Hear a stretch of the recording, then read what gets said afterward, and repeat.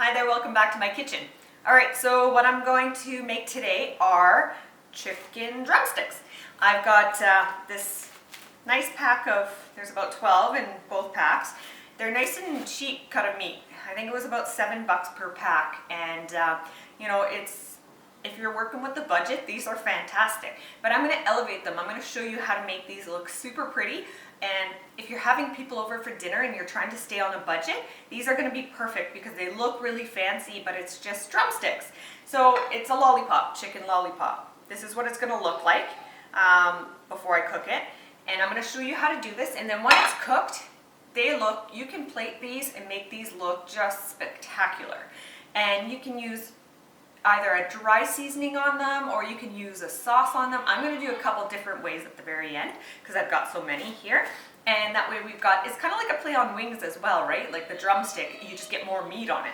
So also what I'm going to do today is I'm testing out a new product. I just received my order of Inkbird meat thermometers. This one's the instant read. So it's got the probe that comes out like this. And this one you don't leave in, you just poke it and you get an instant read of what the internal temperature is. So it's pretty cool. You don't need batteries for their product. That's probably a big win for me right now because it's all like UPS charge. So the batteries are all rechargeable, which I really like. I've got a Thermometer 20 and I go through batteries quite a bit. I do really like that thermometer, but I use up a lot of batteries. So this one here, it's cool that you can just plug it in and charge it like that. I also have their fancier one, which is the 4-probe meat thermometer. And this one's the one that you leave in your meat and throughout the whole cook, and you can monitor it with the wireless monitor. And this monitor reaches 1,500 feet from the meat probe. So that's kind of cool. That's a long way. Like that's way outside of my house. So I really like that feature on this. So I'm really excited to give this one a try. And so you put your meat probes in each, so you can either read 4 different meats in your grill at the same time, or you can also just leave one on the grill and get your grill temperature reading on your wireless monitor as well, which is also neat. And this one also is rechargeable, so it's just the UPS charge, which is a big win for me. This is what the thermometer, the probes look like. So you plug that into your this part here. You've got the probes on each side, and then you put them in your meat. It's perfect. So I'm going to use these on my chicken today to get that perfect cook. So first I'm going to show you how I lollipop these drumsticks. So I've got just a standard drumstick. You want make sure all the skin's nice and tight. Bring it down. And then right around the knuckle, right below the knuckle is where you're going to want to cut. Use a nice sharp boning knife if you have one, and just cut all around. Make sure you cut through the tendons. You might have to do a couple little cuts here, but we'll see how this goes. So give it a good cut all the way around. Okay, now that I've done the cutting through around, everything seems to be unattached. Then I'm going to push it all down like this. Any of the tendons that are still sticking out, you can just cut off, which I do.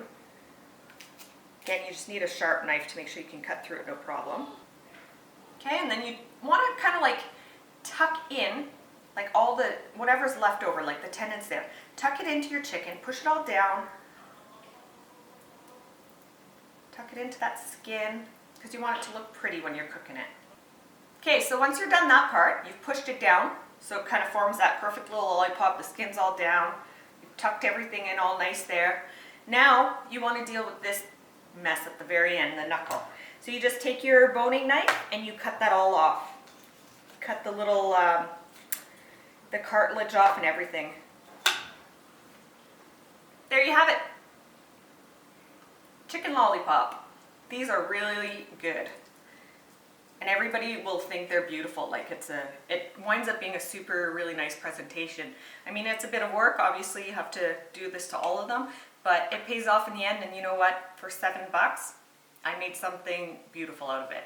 So I'm going to go ahead, finish up lollipopping all these chicken drumsticks, and then I'll throw them on my grill and I'll show you then. So my chicken lollipops are all ready to go on. I'm going to do them 4 different flavors, 4 lollipops of each flavor. So I'm going to use like a buffalo on 4 of them.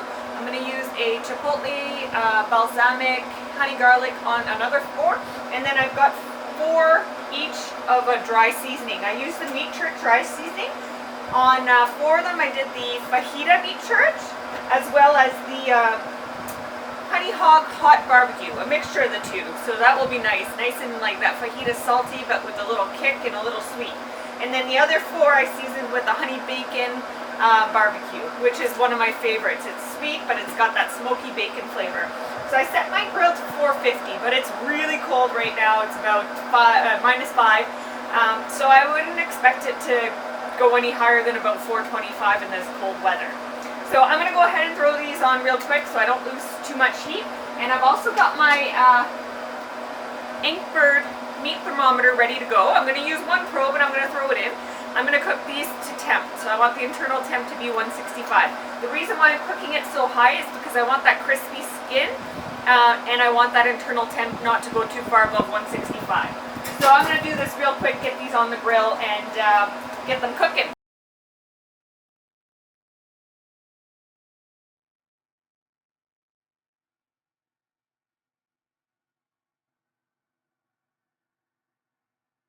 So my lollipop chicken are done. These are the dry rub. They still have the tin foil on them. I'll take that off before serving. And then I also have the ones that I'm going to sauce. These ones here, I'm going to sauce them. I've got my buffalo sauce, which is already done. It's just Frank's butter, and I put a little bit of maple syrup in there just to counterbalance a little bit of the heat.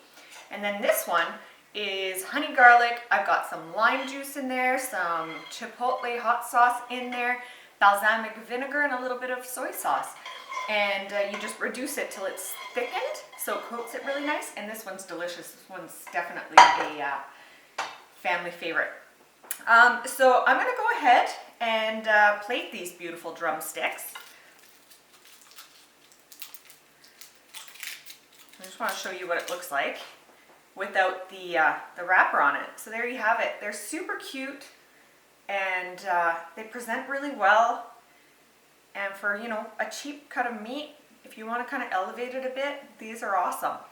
I'm gonna plate these up and then I'll show you the final product. My lollipop chicken is done. They look fantastic. I've laid it out here on my cutting board.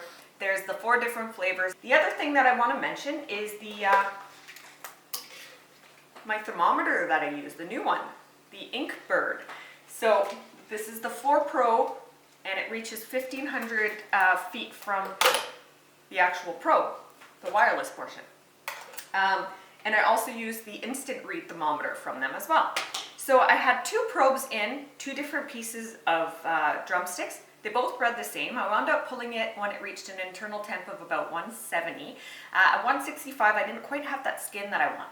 The awesome thing about chicken drumsticks is that it's really forgiving because it's dark meat and it's got skin on, bone in. So it stays juicy. Like you can go a few more degrees and get that skin that you really want and still retain a really nice juicy inside. So that's what I did, and I pulled them when I was really happy.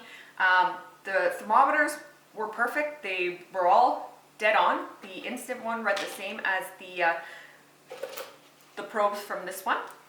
Another thing that I did, my poor hubby, I wanted to see, because it does say that it can reach 1,500 feet.